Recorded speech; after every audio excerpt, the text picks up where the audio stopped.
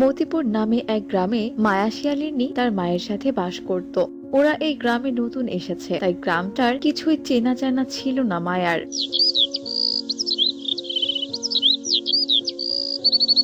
মা, তুমি আমাকে আজ ঘুরতে নিয়ে যাবে? শুনেছি এই গ্রামটা অনেক সুন্দর, নিয়ে যাবে আমাকে? তুই বুঝি ঘুরতে যাবি মা? আচ্ছা আচ্ছা, ঠিক আছে, আমি তোকে নিয়ে ঘুরতে যাব। মায়ের ঘুরতে নিয়ে যাওয়ার কথা শুনে মায়া অনেক খুশি হয়ে যায়।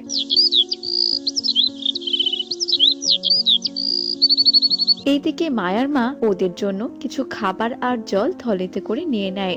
মা, ও মা, তুমি এসব কেন নিলে সেটা তো বলো। পথে যদি আমার মায়া মায়ের ক্ষুধা পেয়ে যায় তখন কি খাবো শুনি, তার জন্যই তো আমি এসব নিয়ে নিয়েছি। ও, তাই বুঝি? এখন তবে ঠিক আছে, চলো মা, চলো যাওয়া যাক। এরপর তারা মামে বাড়ি থেকে বেরিয়ে পড়ে ঘুরবে বলে, আর হাঁটতে হাঁটতে চলে যায় গ্রামের মাঝ প্রান্তে। হাঁটতে হাঁটতে ওদের দেখা হয় একটা শিয়ালের সঙ্গে। কি গো মায়ার মা, তুমি আবার কোথায় যাচ্ছ বলো তো? এই তো দাদা, আমার মেয়েটা বায়না করছে ঘুরতে যাবে, তাই আর কি আমি ওকে নিয়ে একটু ঘুরতে বের হলাম। ও, তাই বলো, ঘুরতে যাচ্ছ, খুবই ভালো কথা। এই গ্রামের এই জঙ্গলের আশেপাশে ঘুরবে কেমন? জঙ্গলের একেবারে গভীরে যেও না কিন্তু, তবে আবার বিপদ হতে পারে। আচ্ছা কাকু, তুমি কোনো চিন্তা করো না, আমরা দূরে কোথাও যাব না। এরপর শিয়ালটি সেখান থেকে কথা বলে চলে যায়। এদিকে মায়া ও তার মা জঙ্গলের ভেতরে চলে যায়। মা, জঙ্গলের গাছগুলো দেখতে কত সুন্দর লাগছে, তাই না বলো? আমি কিন্তু আবার আসবো এই জঙ্গলে ঘুরতে, এই বলে দিলাম। কিছুক্ষণ ঘোরাঘুরির পর ওরা যখন বাড়িতে ফিরে আসবে তখন মায়ার নজর পড়ে একটি ফুল গাছের উপর। ফুলটি দেখতে ছিল অনেক সুন্দর, তাই মায়া ছুটে গিয়ে গাছ থেকে একটি ফুল ছিঁড়ে নেয়।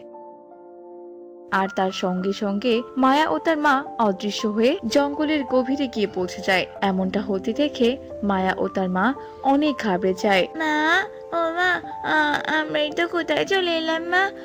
আমার তো অনেক ভয় করছে মা, অনেক ভয় করছে আমার। ভয় পাসনি মা, আমরা এখান থেকে বেরোনোর পথ খুঁজি, চল। ভয় পেলে কি আর চলবে, সেটা তো বল। এই বলে মা মেয়ে জঙ্গলের মাঝে হাঁটতে থাকে। অনেকক্ষণ হাঁটার পরেও ওরা কোনো পথ খুঁজে পাচ্ছিল না। এদিকে বেলা গড়িয়ে সন্ধে নামছিল।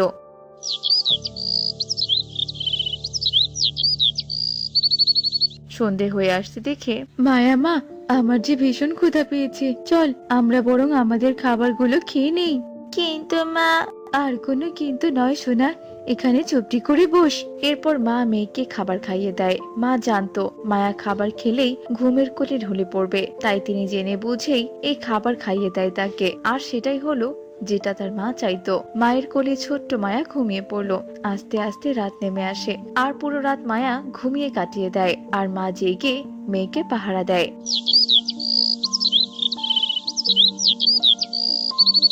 পরের দিন সকাল হয়ে যায়, তার সাথে মায়ের ঘুমও ভেঙে যায়। মা, ও মা, সকালে হয়ে গেছে, আমরা আমরা এমন গাছপালার মাঝে আর জঙ্গলের মাঝে কি করছি বলো তো? কিছুক্ষণ বাদেই মায়ার সব কিছু মনে পড়ে যায়। মা, আমি বাড়িতে ফিরে যাব, চলো আমাকে বাড়িতে নিয়ে চলো। এই তো মা, আমরা এখন এখান থেকে বেরোবার পথ খুঁজবো, পথ পেলেই তুই আর আমি বাড়িতে ফিরে যাব। ওরা আবারও হাঁটতে থাকে।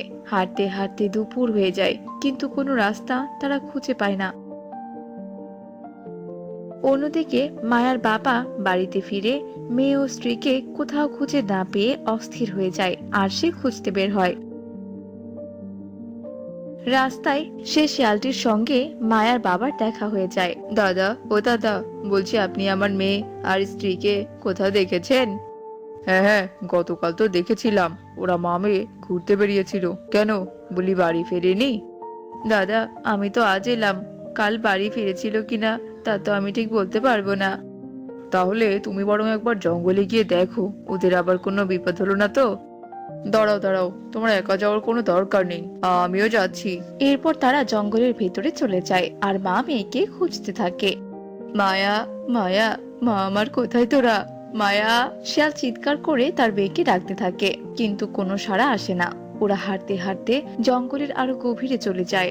এদিকে মায়া মা, আমি যে আর হাঁটতে পারছি না, পা যে আমার আর চলছে না, অনেক ক্ষুধা পেয়েছে। মায়া, মা আমার, আর একটু কষ্ট কর। এই তো আমরা বাড়ি যাওয়ার রাস্তা খুঁজে পাবো। আর চিন্তা করিস না, আর একটু হাঁটলেই পেয়ে যাব। চল মা। মায়ের কথা শুনে মায়া মায়ের সাথে আবারও হাঁটতে শুরু করে, কিন্তু না কোথাও তারা রাস্তা খুঁজে পায়, আর না তারা কোনো রকম কোনো উপায় খুঁজে পায়। অবশেষে ওরা ক্লান্ত হয়ে একটি আম গাছের ছায়ায় বসে পড়ে। আম গাছ ওদের দেখতে পেয়ে অনেক রেগে যায় আর বলে, এই এই কে তোমরা? তোমাদের সাহস কি করে হয় আমার ছায়ায় বসার? ওঠো, ওঠো এখান থেকে। ছি, ঘেমে শরীরের কি অবস্থা, কি দুর্গন্ধ, গন্ধে আমার পেট একদম ভরে যাচ্ছে। চলে যাও বলছে। কিন্তু আম গাছ, আশেপাশে তো আর বড় কোনো গাছ নেই। ওই তো ওখানে একটা কাঁঠাল গাছ আছে, চল মা, সেখানে গিয়ে বরং আমরা বসি। এরপর তারা মা মেয়ে আবারও হাঁটতে থাকে। হাঁটতে হাঁটতে একটু দূরে গিয়ে ওই কাঁঠাল গাছটার নিচে বসে, আর সেখানে বসে মা মেয়ে ভীষণ কাঁদতে থাকে। ওদের এমন কান্না দেখে কাঁঠাল গাছটি কথা বলে ওঠে। কি কুমে, তুমি এভাবে কাঁদছো কেন? তোমার কি হয়েছে? বলো বলো আমাকে, আমি তোমাকে সাহায্য করব। একে কাঁঠাল গাছ, তুমি কথা বলছো? তুমি কি না আমাদেরকে সাহায্য করবে? তবে আমাদেরকে সাহায্য করো না। জানো, আমরা এখানে আটকে গেছি, কোথায় যেন চলে এসেছি, বাড়ি যাওয়ার মতো কোনো পথই খুঁজে পাচ্ছি না। হ্যাঁ হ্যাঁ কাঁঠাল গাছ, দয়া করে তুমি আমাদেরকে একটু সাহায্য করো, একটু সাহায্য করো। তোমাদের আর কোনো চিন্তা নেই, তোমরা যে আসল জায়গায় চলে এসেছো। এবার তোমরা নিশ্চয়ই বাহিরে যেতে পারবে। তবে তোমরা আর ভুলেও কখনো এই অভিশপ্ত পুরীতে ফিরে এসো না। এই জায়গার রহস্য তোমাদেরকে আমি বলতে পারবো না, তবে এই জায়গা থেকে বের হওয়ার উপায় আমি তোমাদের ঠিক বলে দিচ্ছি। সত্যি তুমি আমাদেরকে এখান থেকে বের হওয়ার উপায় বলে দিবে কাঁঠাল গাছ? তাহলে দাও না, দাও না উপায় বলে। নিশ্চয় দিব। এখান থেকে বের হওয়ার উপায় আমার কাছে আছে। এই দেখো, আমার কাছে একটি কাঁঠাল ধরে আছে। এটা হচ্ছে জাদুই কাঁঠাল। তুমি বরং এই কাঁঠালটি ছিঁড়ে নাও, কেমন? এই কাঁঠালটা ছিঁড়লেই এখান থেকে হিরে বের হবে, আর জাদুই কাঁঠালের হিরেই তোমাদেরকে পথ চিনিয়ে নিয়ে যাবে, কেমন? এই হীরের আলোয় তোমাদেরকে নিয়ে যাবে তোমাদের নিজ জঙ্গলে। এসব কথা শুনে মায়া ভীষণ খুশি হয়, আর মায়ার মা সেই গাছ থেকে কাঁঠালটি পেড়ে নেয়, আর কাঁঠালটি ভাঙতেই কাঁঠাল থেকে অনেকগুলো হিরে বেরিয়ে আসে। এসব দেখে তারা মা মেয়ে দুজনেই বেশ আশ্চর্য হয়ে যায়। সেখান থেকে একটি মাত্র হিরে নিয়ে তারা মা মেয়ে পথ চলতে শুরু করে। অবশেষে সেই জাদুই হিরে থেকে আলোক রশ্মি বের হয়, আর সেই আলোক রশ্মি অনুসরণ করে তারা মা মেয়ে অনেকটা পথ হাঁটে। হাঁটতে হাঁটতে এক পর্যায়ে বিকেল গড়িয়ে আসে, আর তারা মা মেয়ে তাদের জঙ্গলে ফিরেও আসে। যাক বাবা, অবশেষে অবশেষে আমরা আমাদের জঙ্গলে ফিরে এসেছি। ঈশ্বর, তোমাকে অনেক অনেক ধন্যবাদ ঈশ্বর। হ্যাঁ মা, আমার যে খুব ভালো লাগছে। আমরা অনেক কষ্ট করেছি, আমি আর কখনোই ঘুরতে যাব না, আর বায়নাও ধরবো না। চলো বাড়িতে ফিরে যাই মা। এরপর তারা মা মেয়ে হাঁটতে হাঁটতে বাড়িতে ফিরে আসে। ওইদিকে মায়ার বাবা ওদেরকে খুঁজে না পেয়ে কাঁদতে কাঁদতে বাড়িতে ফিরে আসে, আর এসেই দেখে মায়া এবং তার মা বাড়িতে ফিরে এসেছে। এসব দেখে তো শিয়ালের ভীষণ কষ্ট হয়, আর সে আবেগপ্রবণ হয়ে কাঁদতে থাকে। কি গিন্নি, তোমরা কিনা বাড়িতে ফিরে এসেছো? আর আমি তোমাদের কত খুঁজেছি জানো? কোথায় কোথায় ছিলে তোমরা, বলো তো? বাবা, সেই সব কথা আর বলুন না, আমরাও অনেক কষ্টে ছিলাম। দাঁড়াও, সবটা তোমাকে খুলে বলছি। এরপর মায়া তার বাবাকে সব কথা খুলে বলে। সব শুনে মায়ার বাবা অনেক কষ্ট পায়, আর শেষমেশে সে মুচকি হেসে ওঠে, কারণ সে তার মেয়েকে ফিরে পেয়েছে। আর কখনোই জঙ্গলে তোমরা যেও না, আমি যে তোমাদেরকে হারাতে চাই না বলো। কিন্তু একই মায়ার মা, তোমার হাতে ওটা কি জ্বলছে অমন? আরে এটাই তো সেই হিরে। জাদুই কাঁঠাল গাছের থেকে হিরে পেয়েছি। সেই হিরে দিয়েই তো আমরা আমাদের জঙ্গলে ফিরে আসতে পেরেছি। দেখো, এই যে সেই হিরে। আরে বাহ, যাক, এই হিরেটা হয়তো আমাদের কোনো উপকারে আসবে। তবে তার থেকেও ভালো হয়েছে আমি আমার হিরের টুকরো মেয়েটাকে ফিরে পেয়েছি। চলো তোমরা ঘরে চলো, আজকে আমরা মজা করে খাবার খাবো, চলো। এরপর তারা ওই হিরেটাকে যত্ন করে রেখে দেয় আর সবাই মিলে মজা করে খাবার খায়। এরপর থেকে শিয়ালের পরিবার বেশ সুখে শান্তিতে বসবাস করতে থাকে, তাদের আর কোনো সমস্যাই থাকে না।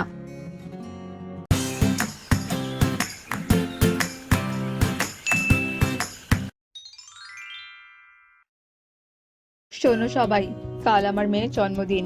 কাল অন্তত তোমরা সবাই একটু মিলেমিশে থাকবে, আমি যাতে শুনতে না পাই কেউ কারোর সাথে ঝগড়া করেছো।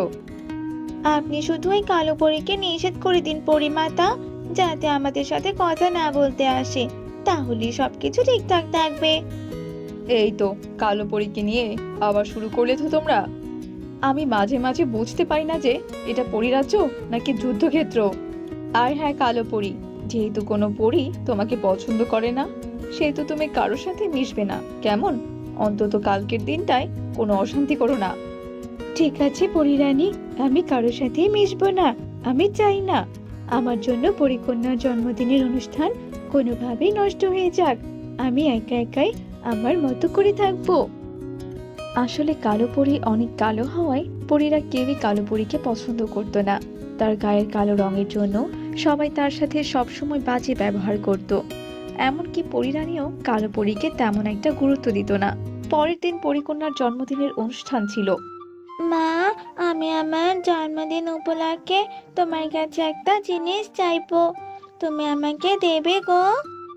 হ্যাঁ মা, অবশ্যই দেব। আজ তোর জন্মদিন, আজ তুই আমার কাছে যা চাইবি আমি তোকে তাই দেব। তুমি সত্যি বলছো তো মা? তাই দেবে তো? আসলে মা, আমি পৃথিবী দেখতে চাই মা, তুমি আমাকে পৃথিবী থেকে একটু ঘুরিয়ে নিয়ে আসো না। আচ্ছা ঠিক আছে, আমি যেহেতু তোকে বলেছি, তবে আমি তোকে পৃথিবী থেকে ঘুরিয়ে আনবো, কেমন? পরীরানীর কথা শুনে পরীকন্যা ভীষণ খুশি হয়ে যায়। পরের দিন পরীরানী পরীরাজ্যের সকল পরীকে নিয়ে পৃথিবীতে যায়। শুধুমাত্র কালো পরীকে তারা রেখে যায়। ঈশ্বর, তুমি তুমি শুধু আমাকে কেন কালো বানালে? আজ এই কালো রঙের জন্য কেউই আমাকে পছন্দ করে না। আমি কি কোনোদিনও কারো ভালোবাসা পাবো না? ঈশ্বর, তুমি আমাকে কেন এরকমটা বানালে? কেন বানালে এরকম? আমার কালো রঙের জন্য কেউ যে আমাকে ভালোবাসে না। এসব কথা বলে কালো পরী কাঁদতে থাকে। অন্যদিকে পরীরানীরা ঘুরতে ঘুরতে একটা বনে এসে পড়ে। তারা সবাই অনেক ক্লান্ত হয়ে গিয়েছিল, তাই বিশ্রামের জন্য বনে আসে। এদিকে সব পরী যখন বিশ্রাম নিচ্ছিল, তখন তার মধ্যে থেকে পরীকন্যা উঠে আসে আর বনের মধ্যে একা একাই ঘুরতে থাকে। ঘুরতে ঘুরতে পরীকন্যা একটা আপেল গাছের সামনে এসে পড়ে। ও মা, আপেল! যাই হোক, ভালোই হলো, আমার তো খুব খিদে পেয়েছে। এই আপেলটাই বরং আমি খেয়ে ফেলি। কিন্তু এই গাছটায় শুধু একটাই আপেল কেন? দূর, অত ভেবে আমার কোনো কাজ নেই। পরীকন্যার কোনো কিছু না ভেবে আপেলটা ছিঁড়ে খায়, আর কিছুক্ষণের মধ্যে পরীকন্যা লুটিয়ে মাটিতে পড়ে যায়। আসলে ওই আপেলটা ছিল এক অভিশপ্ত আপেল, যেটা খাওয়ার ফলে পরীকন্যা চিরনিদ্রায় চলে যায়। এদিকে সব পরীদের বিশ্রাম নেওয়া শেষ। তারা পরীকন্যাকে কোথাও দেখতে না পেয়ে সবাই ভীষণ চিন্তায় পড়ে যায়। এই কি পরীকন্যা কোথায়? আমার মেয়ে পরীকন্যা কোথায়? আমার পাশেই তো ছিল ও, কোথায় গেল? আমার মেয়েটা কোথায় গেল? পরিরানী, আপনি এত অস্থির হবেন না, আমরা সবাই খুঁজে দেখছি। পরিকন্যা আর কোথায় যাবে বলুন? হয়তো আশেপাশে আছে। এরপর সব পরী মিলে পরীকন্যাকে খুঁজতে থাকে, আর খুঁজতে খুঁজতে তারা হঠাৎই দেখতে পায় যে পরীকন্যা একটা আপেল গাছের কাছে মাটিতে পড়ে আছে। এরপর তারা সবাই সেখানে চলে আসে। কি হয়েছে মা তোর? তুই এভাবে মাটিতে পড়ে আছিস কেন? কথা বল মা, কথা বল, চোখ খোল। আমার মেয়েটার কি হয়ে গেল? এরপর সব পরীরা মিলে পরীকন্যাকে নিয়ে পরীরাজ্যে ফিরে আসে। পরীরাজ্যের সকলে পরীকন্যাকে ভীষণ ভালোবাসতো, তাই পরীকন্যাকে নিয়ে সবাই অনেক চিন্তিত ছিল। পরীকন্যাকে সুস্থ করার জন্য সবাই অনেক চেষ্টা করে, কিন্তু শত চেষ্টার পরেও পরীকন্যার ঘুম ভাঙে না। তাই তারা বাধ্য হয়ে আদিপরীকে ডাকতে থাকে। কি হয়েছে কি? তোরা আমাকে অসময়ে কেন রেখে আনলি? আহ্বান করার কারণই বা কি? এরপর রানীপরী আদিপরীকে সব কথা খুলে বলে। সব শুনে আদিপরী বলে, দাঁড়া, আমি জাদু করে দেখছি ওখানে ঠিক কি হয়েছিল।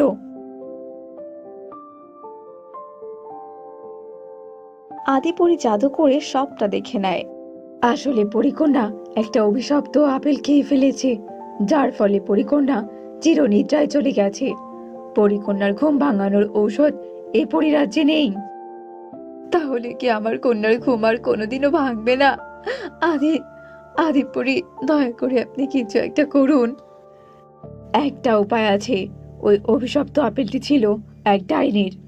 একমাত্র ওই ডাইনির কাছেই অভিশাপ কাটানোর উপায় আছে, আর সেটা হলো জাদুই বাঁশের ঘর। কেউ যদি ডাইনির কাছে গিয়ে ওই বাঁশের ঘরের ভেতরে ঢোকে, তবে সে অমৃত জল দেখতে পারবে।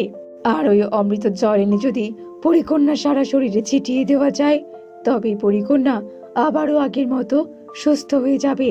তবে হ্যাঁ, তোদের মধ্যে যে ওই বাঁশের ঘরে যাবে তার প্রাণের ভয় রয়েছে। এবার বল, কে যাবি? কে যাবি ওই বাঁশের ঘরে? তখনই কালোপুরি বলে ওঠে, আমি যাব, আমি নিজে যাব ওই জাদুই বাঁশের ঘরে। আমি থাকতে পরিকন্যার কোনো ক্ষতি হতে পারে না। যে করেই হোক আমি পরিকন্যাকে সুস্থ করে তুলবো।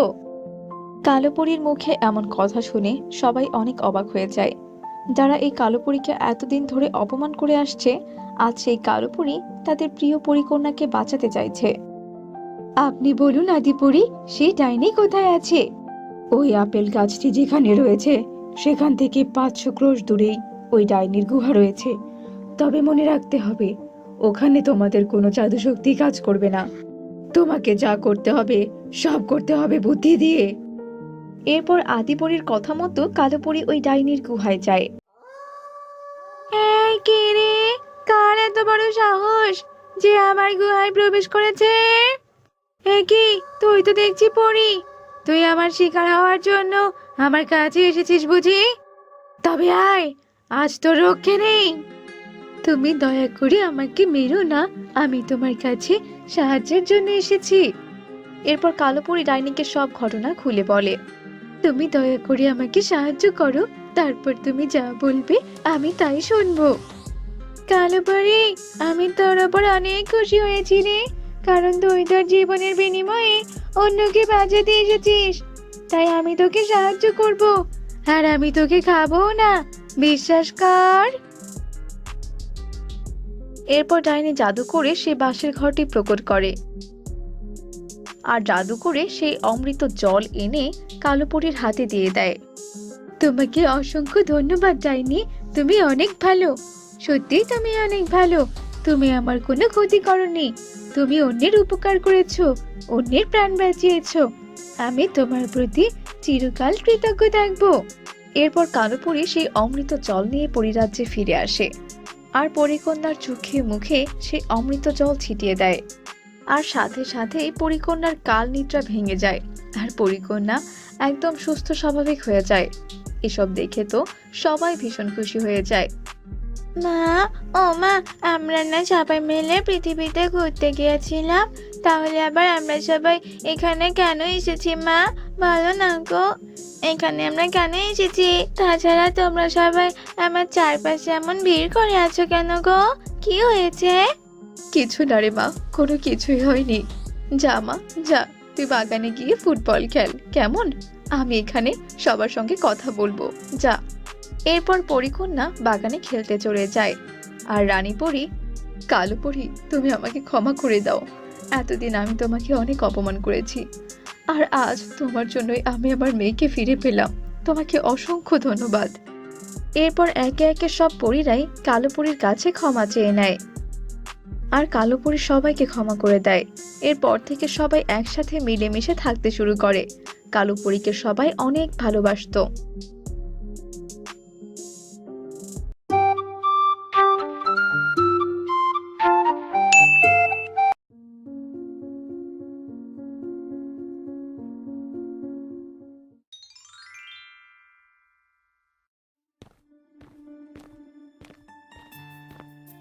কিরে মিচকে, বলছি, হাঁপানি রোগের মতো এমন হাঁপাচ্ছিস কেন? কি হয়েছে কি তোর বলতো? আর বলো না গো দাদা, সকাল বিকেল দুপুর সব সময় বউয়ের তাড়ানি খেতে হয়। কেউই তো আমাকে একটা কাজ দেয় না, আর কাজ না করলে আমি টাকাই বা কোথায় পাবো বলো তো? হ্যাঁ হ্যাঁ, তাই তো, কাজ না করলে আবার টাকা পাবি কোথায়? আচ্ছা, তুই চাইলে আমি তোকে একটা কাজ দিতে পারি। ওরে বাবা, তাই নাকি? বলো কিংকং দাদা, তোমার কি কাজ? আমি তো কাজ করার জন্য এক পায়ে রাজি। শোন, আমার একটা মাছের পুকুর আছে। কাল থেকে সকাল আর দুপুরে ওই পুকুরে মাছের খাবার দিবি আর পুকুরটার দেখাশোনা করবি। এই আর কি, বিনিময়ে আমি আবার তোকে টাকা দেব। আচ্ছা আচ্ছা, ঠিক আছে কিংকং দাদা, ঠিক আছে। আমি তবে রাজি। বউ আমাকে সবসময় অকর্মা বলে। আমি তো আজ কাজকর্ম করে টাকা উপার্জন করে বউকে দেখিয়ে দেব।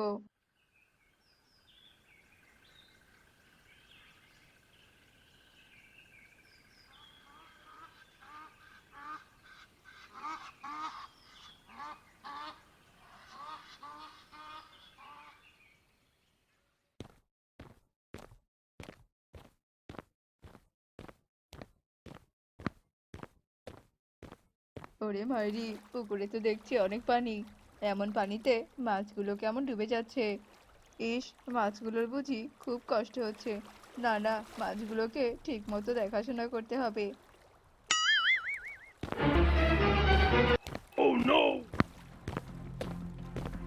হায় হায় হায় হায় রে বেটা মিচকে, আমি তোকে মাছগুলোকে খাওয়াতে বলেছিলাম, আর এসব আবার তুই কি করছিস কি, হ্যাঁ? আরে আরে দাদা, রেগে যাচ্ছ কেন? আমি যা করেছি বেশ করেছি। আর একটু হলেই তো এই মাছগুলো মরে যেত। আসলে এত গভীর পানিতে ওদের নিঃশ্বাস নিতে খুব কষ্ট হচ্ছিল, তাই তো আমি ওদেরকে উপরে নিয়ে এসেছি। হারাম দাদা, তোর মতো এমন বোকা আমি আর কাউকে দেখিনি। এই জন্যই তো তোকে কেউ কাজ দিতে চায় না। কি যে বলে দাদা, আমি আবার কি করলাম? ব্যাটা বলদের ঘরের বলদ, তোর জন্য আমার কতগুলো টাকা লস হয়ে গেল। লা লা লা লা লা লা লা লা লা লা লা লা। ওরে বাবা রে, ওরে মারে, এটা আবার কি? পাটে আমার ফেটে গেল। ব্যাপারটা কি ভাগ্নে, তুই আবার এভাবে মাটিতে পড়ে আছিস কেন? আরে মামা, এইটা কি, তুমি একটু দেখো তো। আরে বাস, এটা তো মনে হচ্ছে একটা সোনার পুতুল। ভাগ্নিকে যে করেই হোক পটিয়ে পুতুলটা আমাকে নিতেই হবে। আরে আরে, কি আবার পাথরের কোনো পুতুল হবে? ভাগ্নে, তুই বরং এই পুতুলটা আমাকে দিয়ে দে। কেন গো মামা, এটা দিয়ে আবার তুমি কি করবে? আরে, আমার মেয়ে আছে না মিলি, ও এই পুতুলটা দিয়ে খেলতে পারবে। এই নে ধার টাকা। আর এই যে, এই নে আলুর বীজ। আমি তোকে টাকার বিনিময়ে এই আলুর বীজগুলো দিলাম, চাষ করতে পারবি।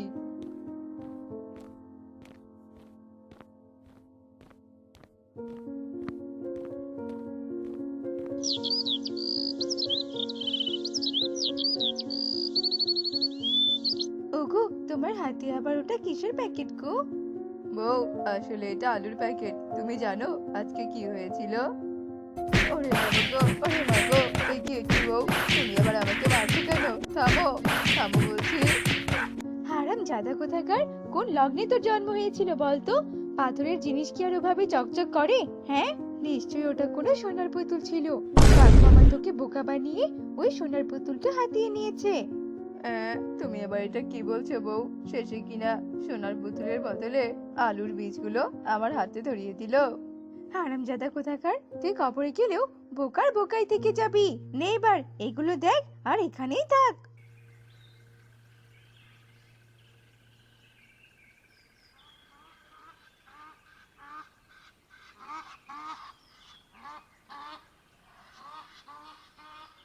কই গো, তুমি কোথায় গেলি? এদিকে একটু এসো তো। এ কি গিন্নি, কি হয়েছে কি আবার? এই দেখো গো দেখো, আলুর বীজগুলো থেকে কত সুন্দর চারা গজিয়েছে। আরে আরে, সত্যিই তো। কিন্তু বউ, এত সুন্দর চারা দিয়ে আমরা কি করব? আমাদের তো আর কোনো জমি নেই, তাহলে আমরা কি করে চাষ করব? তার মানে কি এই চারা গাছগুলো এমনি এমনি নষ্ট হয়ে যাবে? ওগো, বলছি কি, আমাদের তো আর কোনো জমি নেই, চলো না আমরা এই রান্নাঘরে আলুর চাষ করি। এ মা, বউ তুমি আবার এসব কি বলছো কি বলো তো? এসব আবার কখনো হয় নাকি? কেন হবে না কেন?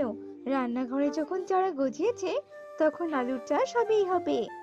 আচ্ছা আচ্ছা, ঠিক আছে, তুমি যখন বলছো তবে আমরা তাই করি। চলো চলো, আমরা তাই করি।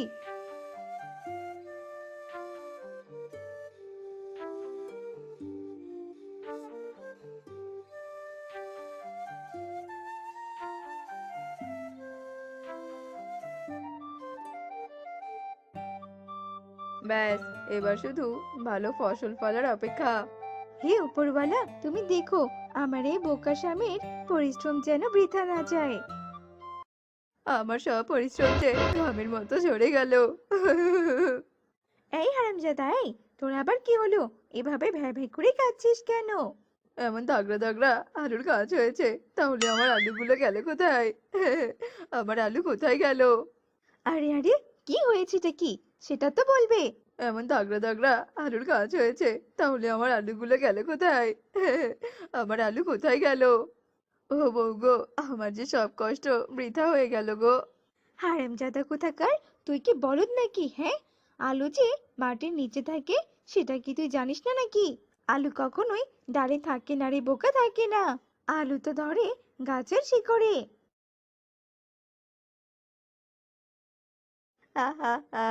আসলেই বউ, তুমি তো দেখছি হেব্বি ক্যালমা দেখালে। হারামজাদা কোথাকার, তোকে নিয়ে আমি আর একদম পারি না।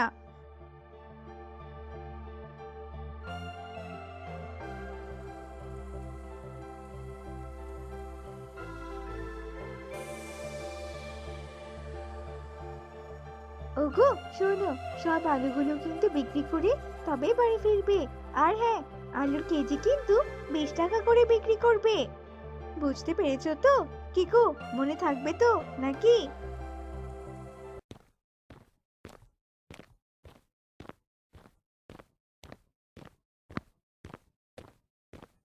বউ আমাকে সবসময় বোকা বলে। আজ তো আমি আলু বিক্রি করে অনেক টাকা উপার্জন করব। হা হা হা। 20 টাকার বদলে আমি 50 টাকা কিলো আলু বিক্রি করব। আলু নিন দাদা, আলু নিয়ে যান, নিয়ে যান আলু। এই যে দাদা, বলছি আপনার দোকানের আলু কত টাকা কেজি? একদম 50 টাকা। এমন কমে আলু আর কোথাও পাবেন না। এসব আবার কি শুনছি? বাজারে সব দোকানের আলু 20 টাকা কেজি, আর তোমার দোকানের আলু কিনা 50 টাকা কেজি? দূর বাবা, দূর হয় এখান থেকে। বলুন দিদি, কয় কেজি দেব? শোন, তোর আলু তুই খা।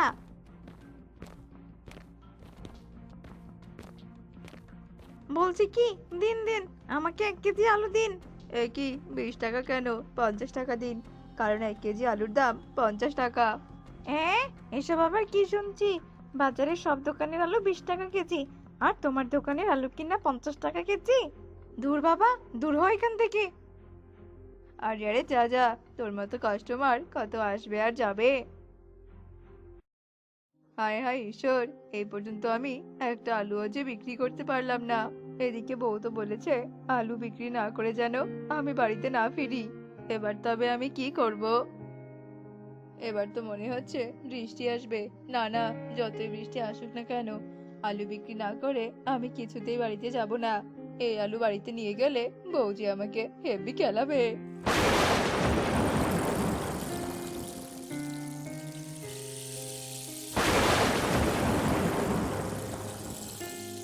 একে কি হারামজাদা, এখানে তুই দাঁড়িয়ে দাঁড়িয়ে করছিস কি? একে কি সবগুলো আলু দেখছি বৃষ্টিতে ভিজিয়ে ফেললো। এই কি গো বউ, বৃষ্টিতে তো আমি ভিজছি। অথচ তুমি কিনা আমার মাথায় ছাতাটা না ধরে আলুর মাথায় ছাতা ধরেছো। হারামজাদা কোথাকার, বেশি কথা না বলে আগে তুই বাড়িতে চল, তারপর দেখবি তোকে আমি যে কি করি।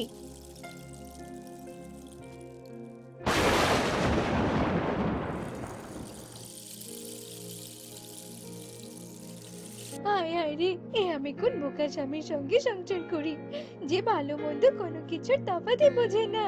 আরে আরে বউ, আমি তো তোমার কথা ভেবে বৃষ্টিতে আলু বিক্রি করছিলাম। বেশি বুঝলে এই অবস্থাই হয়।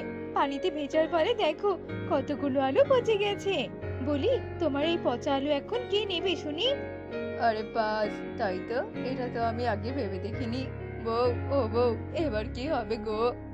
কি আর হবে, তোমার আর আমার সব কষ্ট এই আলুর মতোই পচে যাবে। এ কি, বউ আমার বলে কি?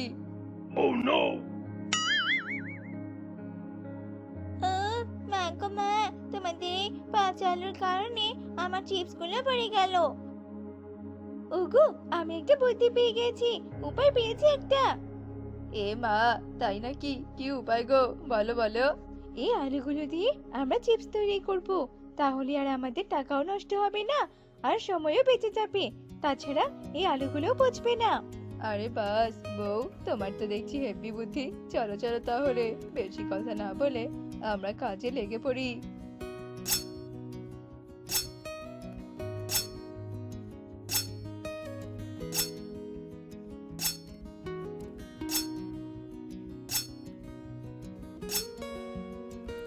পাপড় খেয়ে যান, পাপড়, গরম গরম পাপড়। পাপড় খেয়ে যান, পাপড়, গরম গরম পাপড়। পাপড় খেয়ে যান, পাপড়, গরম গরম পাপড়। কিরে ভাগ্নে, আমি তো দেখছি তোর বেশ উপকার করেছি। আমার দেওয়া আলুর বীজগুলো রোপণ করে তুই কিনা আজকে এত বড় একটা পাপড়ের দোকান দিয়েছিস। হা হা হা। তো বলছি কি ভাগ্নে, আমাকে কটা ফ্রিতে পাপড় খাওয়া না ভাগ্নে? হারামজাদা মামা শ্বশুর কোথাকার, আজ আমি তোকে জন্মের মতো পাপড় খাওয়াবো। তুই তো আমার স্বামীকে ঠকিয়ে সোনার পুতুল হাতিয়ে নিয়েছিস। তুই কি ভেবেছিস নাকি, হ্যাঁ আমি কোনো কিছু জানতে পারবো না? বেটা, আজকে তোর একদিন কি আর আমার একদিন। ওরে বাবারে, পালাও পালাও।